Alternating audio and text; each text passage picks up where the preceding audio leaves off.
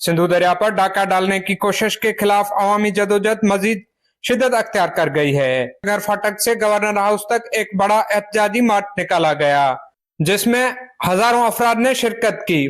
मुजाहिरीन का मुतालबा है कि दरिया के कुदरती हकूक को महफूज बनाया जाए। नगर फाटक से निकलने वाला ये काफिला अवाम की ताकत और उनके अज़म का वाज़ेह सबूत है। ये मार्च जो गवर्नर हाउस के तरफ बढ़ा है, सिंधु दरिया पर डाका डालने की कोशिश के खिलाफ अवाम के गुस्से का इजहार था। देखो, वो हुकूमत की पॉलिसी है, नहीं रोकेंगे तो सिंध के 6 करोड़ लोग है ना, वो रोडों पे आ जाएंगे। ये तहरीक इंशाल्लाह ये अभी फैसला कुन मरहला है। इस मार्च में तमाम तबका है कि जिंदगी से ताल्लुक रखने वाले अफराद ने शिरकत की। मुजाहिरीन का कहना था कि दरियाए सिंध सिर्फ एक कुदरती वसाइल नहीं बल्कि लाखों जिंदगियों पर अनहसार करती है। कैमरामैन कदीर बलोच के साथ शाहनवाज शहरवश, न्यूज़ मल्हीर।